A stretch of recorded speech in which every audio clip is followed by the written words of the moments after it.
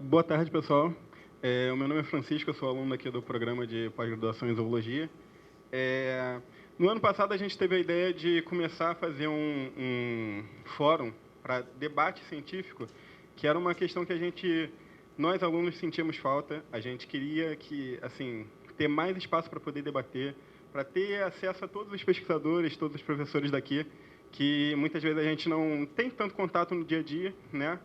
E essa está sendo uma forma que a gente tem de aprender com todos eles um pouquinho, além das disciplinas, e poder fazer um debate propriamente dito, né? Que muitas vezes em congressos a gente tem até um debate, mas às vezes não da forma como a gente gostaria, né?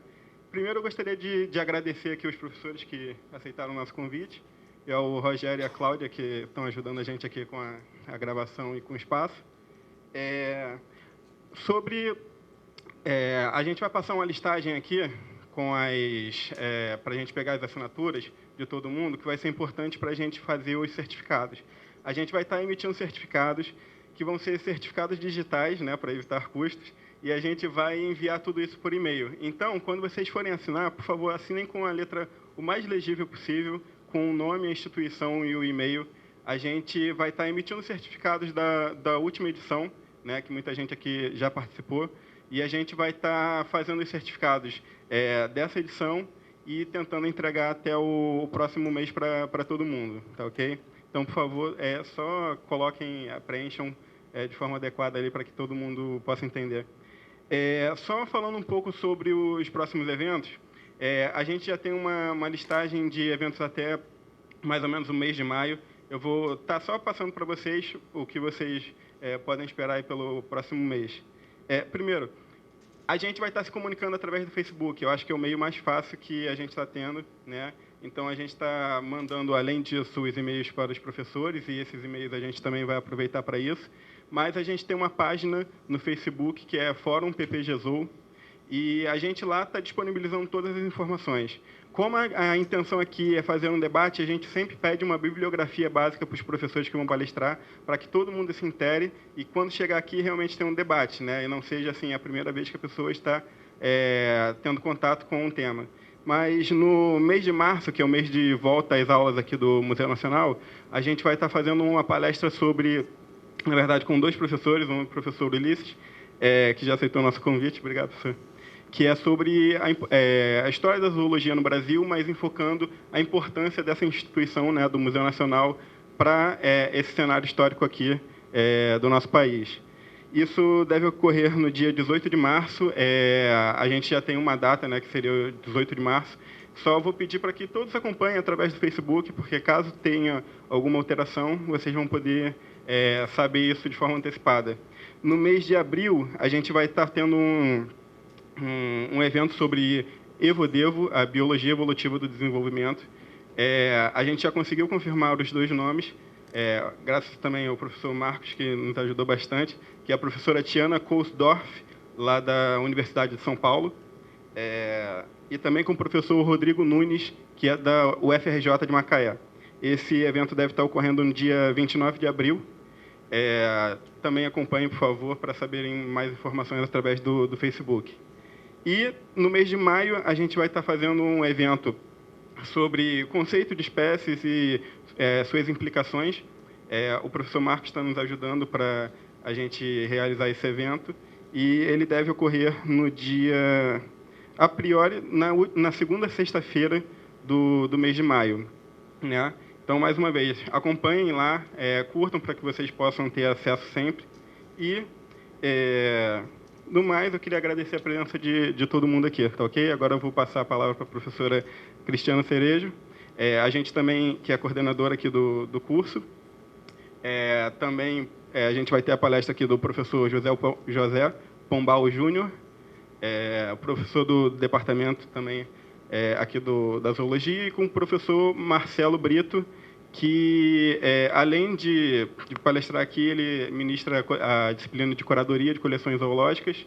Então, a gente vai ter 3 ótimas palestras aqui hoje, tá? Obrigado, pessoal. Falar com isso aqui, então? Fala, Rogério. Fica com... Tá. Bom, gente, boa tarde a todos. Então, é um prazer, então, estar aqui no fórum. Não consegui participar do primeiro. Agradecer a equipe que está organizando, que foi uma iniciativa super bacana, né? Acho que o museu precisa desses encontros e da gente estar reunindo e discutindo temas amplos, né? E aí eu vou passar um pouquinho do que eu estou envolvida nas coleções, né? Atualmente eu estou coordenando o CIBBR, que eu vou falar um pouquinho aqui na minha apresentação, que é um projeto de disponibilização de dados na rede. O artigo que eu passei, inclusive, foi com esse foco de disponibilização de dados, né? Open Data, que se fala, né, no jargão conhecido. Então, é um tema atual. E, claro, falar um pouquinho da coleção, enfim, dar uma introduçãozinha de coleções e falar um pouco desse histórico aí, rapidamente, no tempo que é possível. Vamos lá. Então, as coleções científicas, né, são a base primária, né, de pesquisa em biodiversidade, né, do planeta, né, do mundo. As espécies estudadas em coleções do mundo todo fornecem informações tanto de hábitat, história e distribuição espacial desses organismos, né, é o clássico. Tradicionalmente, as coleções biológicas vêm sendo utilizadas, então, em trabalhos sistemáticos e biogeografia, num contexto, né, clássico. Contudo, com a crescente demanda do conhecimento da biodiversidade para subsidiar áreas estratégicas do governo, como gestão, manejo e conservação ambiental, as coleções biológicas do Brasil devem receber a devida atenção e financiamento apropriado para que a informação contida nas mesmas possa se perpetuar por gerações futuras.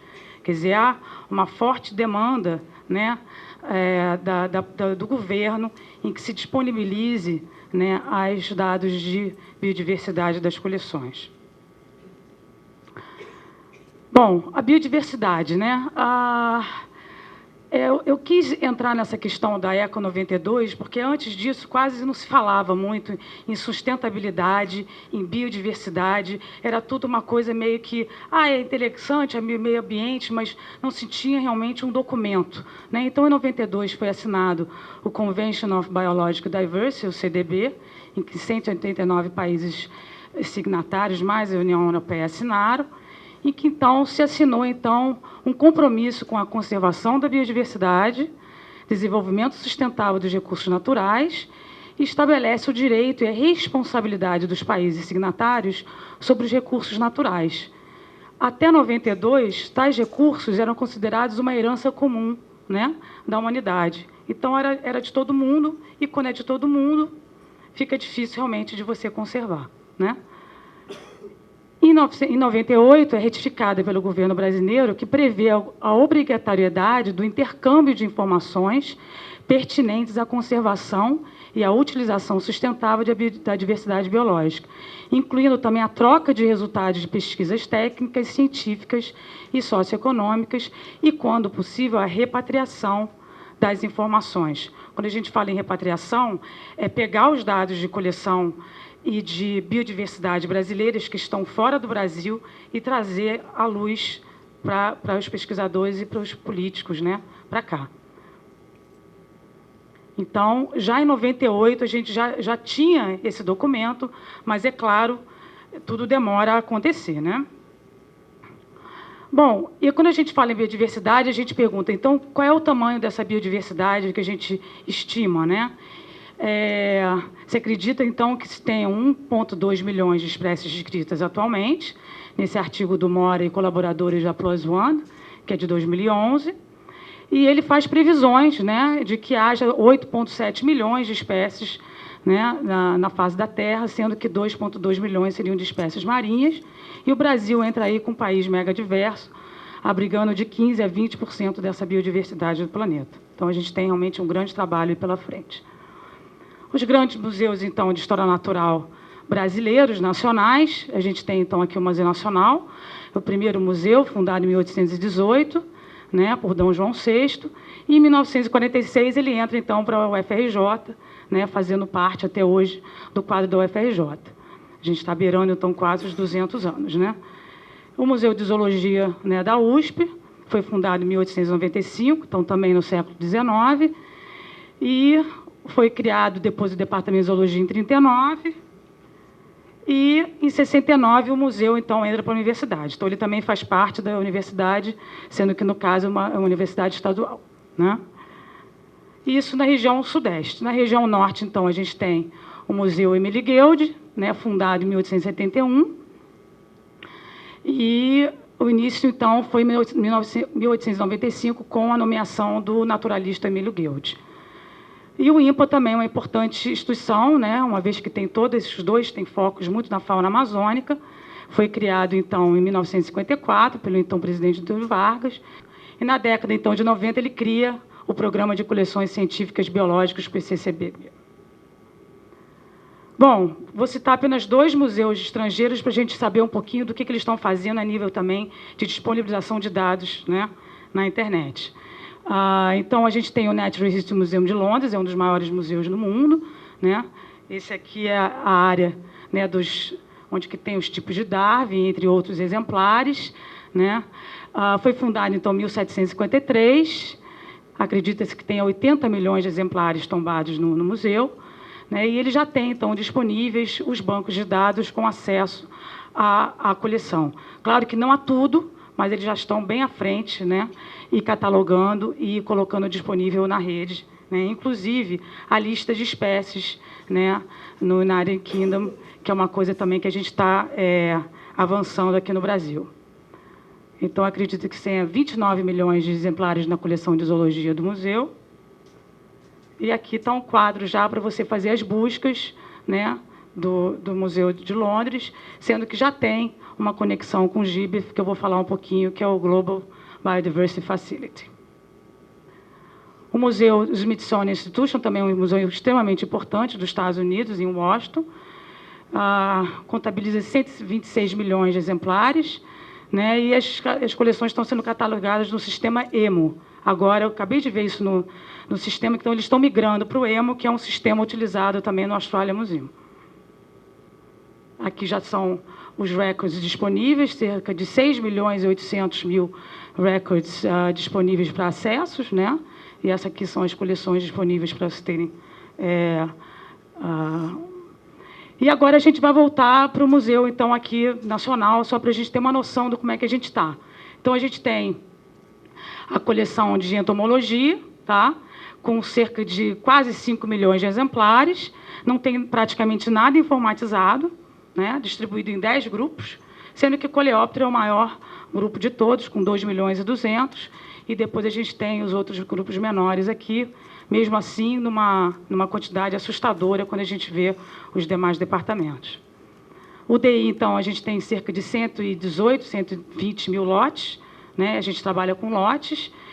A gente tem, então, 6 departamentos, né, malacologia com 34.500, esses 3 beirando os 25 mil, e grupos menores aqui, outros são grupos menores, como Equiura, Cipuncula, etc. Tá? E a coleção, então, está informatizada, e a gente já está, então, trabalhando para disponibilizar no CIBBR. E o DV, então, com cerca de 350 mil exemplares, depois o pessoal do DV me corrija se eu estiver errada, mas, de qualquer maneira, eles trabalham mais com exemplares, herpetologia, mastologia e ornito. A maior seria a herpetologia. E a ictiologia trabalha com lotes, né, uma vez que são milhares de exemplares em cada lote. E a gente estaria, então, com 42 mil lotes, e aqui seriam os números de tipos aqui à direita. Tá? A coleção já está informatizada também.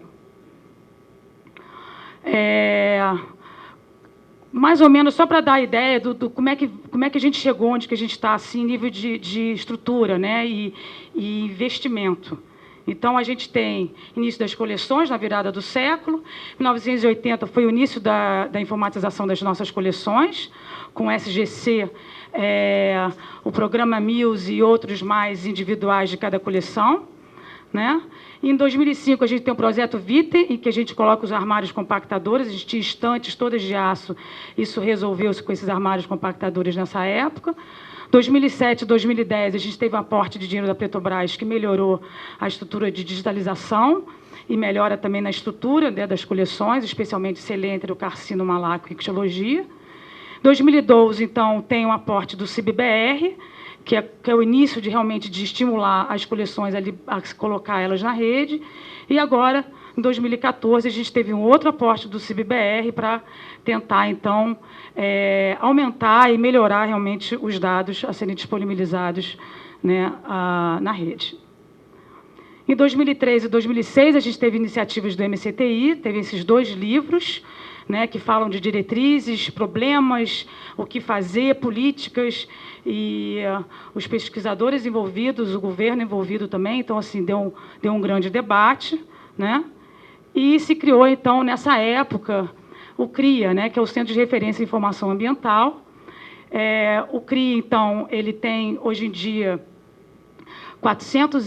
cerca de 400 coleções, né, no banco, cerca de 7,5 milhões de registros online e uma gama de patrocinadores e tudo mais. Só que o CRIA, na verdade, ele é um órgão civil, não é um órgão público, e houve, na verdade, em um determinado momento, uma grita dos pesquisadores em achar que estava havendo um investimento num órgão que não era público e que os dados, em algum momento, não poderiam realmente ser disponibilizados ou, vamos dizer assim, gerenciados pelas suas instituições, né, pelos seus parceiros que estariam dando os dados, né, que realmente valem bastante. Então, de qualquer maneira, o herbário aqui do museu começou no Species-Link e tem dados realmente no Species-Link, mas, fora o herbário, outras coleções do museu não participam dessa rede. Mais outras coleções do Brasil. Bom, com isso, então, veio a Carta do Rio, em 2013, que foi um pouco ela foi liderada mais pelo professor Russan Zaya, do MUSUSP, e do diretor do museu do Guild, o Gabas.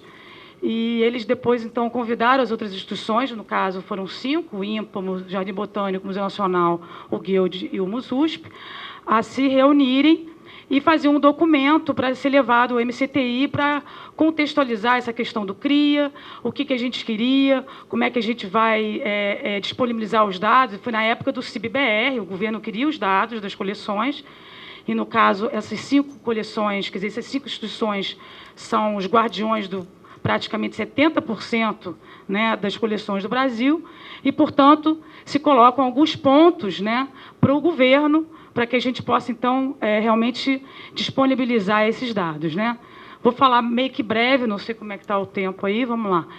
Então, o estabelecimento de um fundo de apoio às coleções biológicas do Brasil, a abertura de edital de instalação emergencial de sistema de armazenamento e proteção contra incêndios, a abertura de editais visando a informatização dos dados dos acervos biológicos das instituições nacionais, usando maior segurança e eficiência no armazenamento, manejo e integração, ampliação das contratações de pesquisadores docentes especialistas em sistemática e taxonomia, em informática aplicada à biodiversidade. Há um grande gap nessa área de informática e biodiversidade. Então, isso foi notado também, é uma coisa que vale a atenção, né?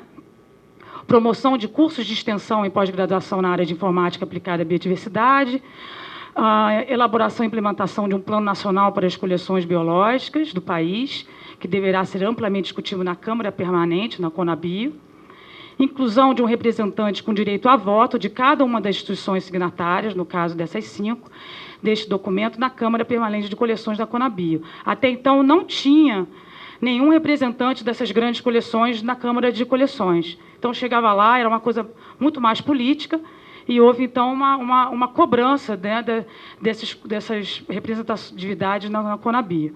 E diminuição dos entraves burocráticos desgados à coleta, transporte e estudo para fins científicos dos acervos de biodiversidade do país.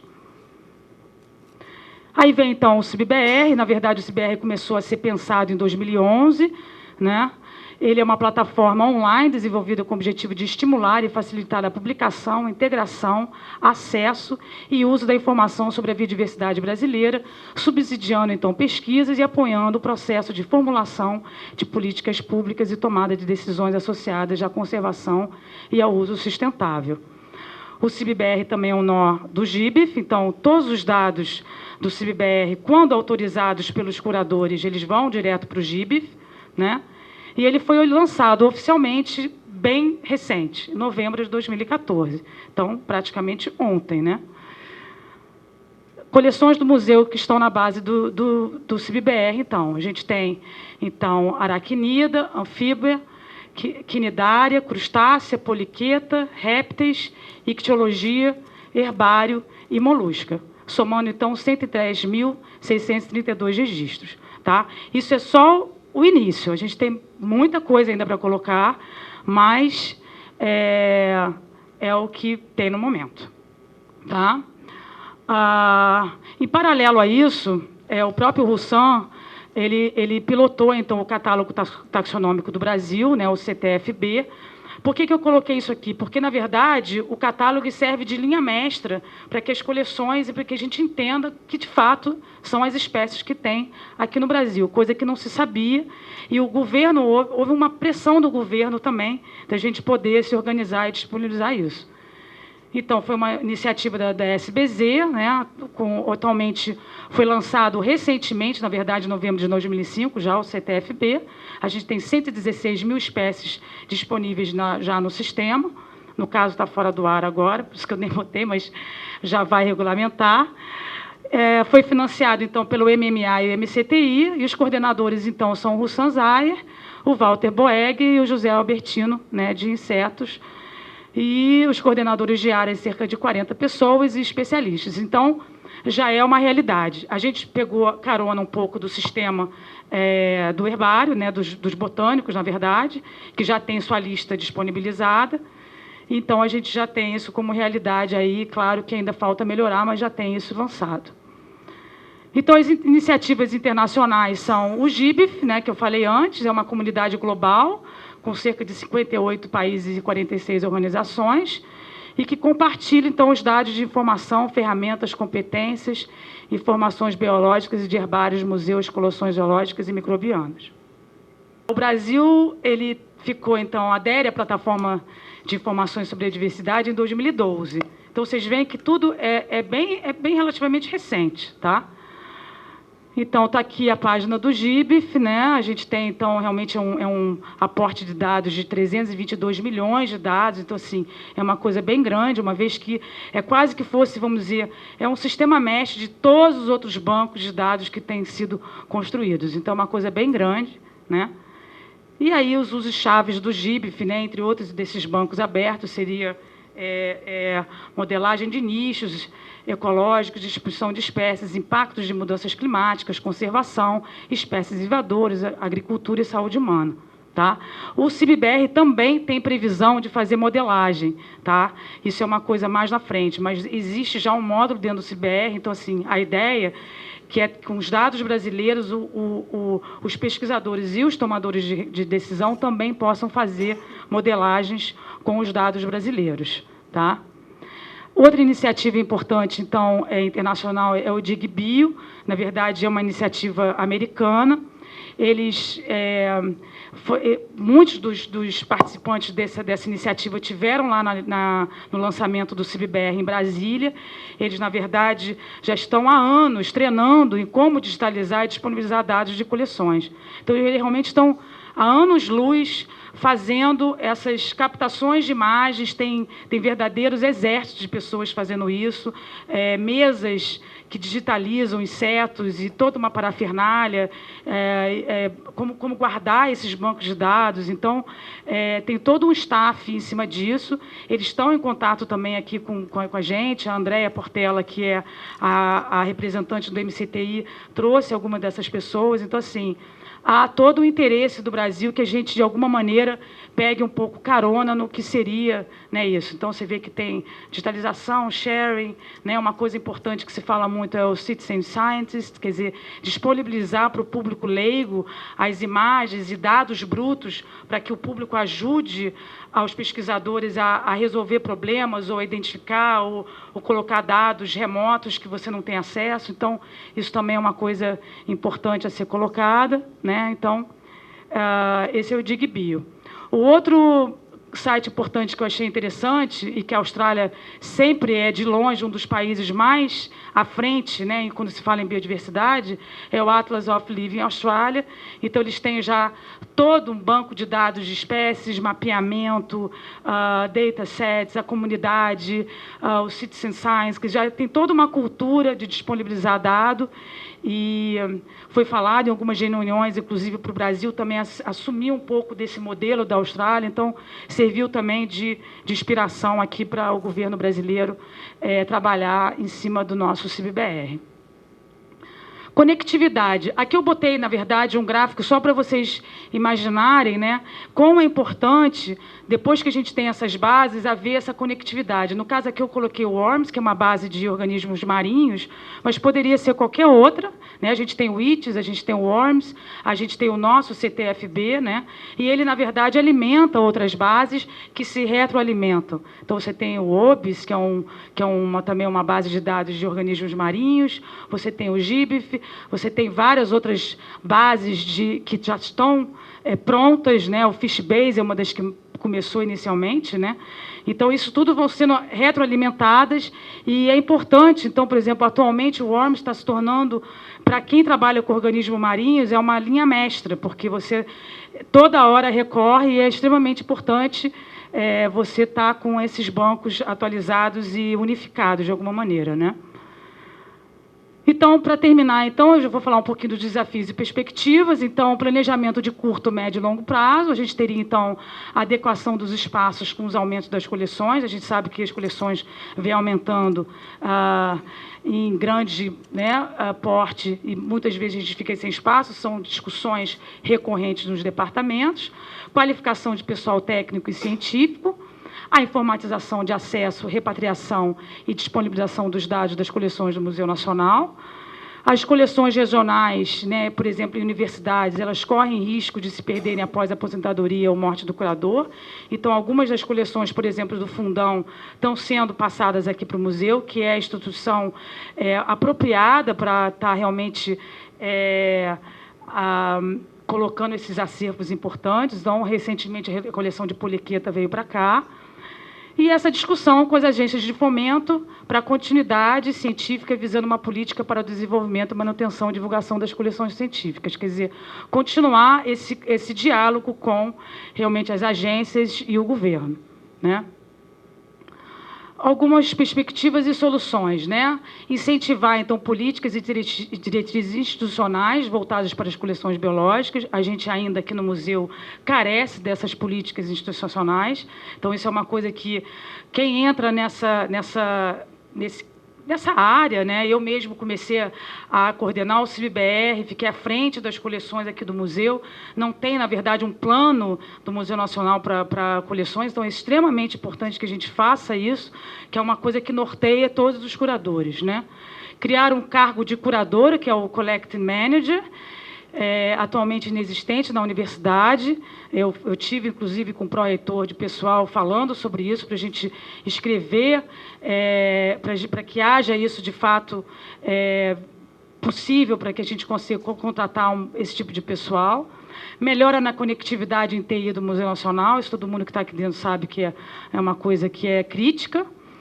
Implantação do sistema de gerenciamento de coleções, né, institucional e de fácil conectividade com sistemas de biodiversidade.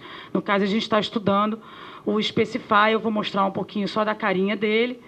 E outra coisa importante, então, seria o que fazer, então, uma vez que você libere os seus dados, né, um dos grandes receios do pesquisador é liberar os dados na rede e depois, o que eu faço? Né? Eu vou ficar sem os dados e aí depois, o que eu ganho com isso, de alguma forma? Esse é um dos medos que praticamente algumas pessoas têm, mas, assim, é uma avalanche tão grande do movimento de Open Data que praticamente é quase que não dá para ficar esperando dizer, eu vou guardar meu dado dentro da gaveta. Então, de qualquer maneira, existe uma solução que são data papers, em que você libera um artigo e você consegue colocar os seus metadados nesse data paper. E aí depois você consegue atualizar esses seus metadados e você, então, disponibiliza desse formato. Então, seria uma outra forma de você estar publicando, né? E outro incentivo seria também artigos com amplo conhecimento, com bases de dados amplos, como essas que a gente tem disponível na internet, você, então, consegue fazer trabalhos muito mais amplos, né? Então, para terminar aqui, é o Specify 6, que é o que a gente está estudando para colocar aqui no museu. A gente está em vias de começar a experimentar e fazer piloto em algumas coleções, né, com verba do CIBBR. Atualmente, a gente recebeu cerca de 10 a 15 bolsas. Né? E aqui, então, só para terminar, a gente tem exemplos, então, de data papers realizados aqui, um checklist de opiniões pelo professor Adriano Cury, né? Coleções de mites, spiders na Zoolkeys. Essa Zoolkeys é uma revista B2, por exemplo, né? E artigos, então, com amplo cunho, né, geral, né, em que ela praticamente trabalhou com dados do OBS, do GIB, e que aí você, então, com esses grandes bancos, conseguem fazer esses artigos muito mais amplos e importantes para a gente ter uma visão muito mais geral, né? Queria agradecer, então, aí os financiadores, ao Ministério de Ciência e Tecnologia, que está ajudando agora a gente para essa empreitada mais atual, e os parceiros, né, clássicos aí que a gente tem. Tá? Obrigada.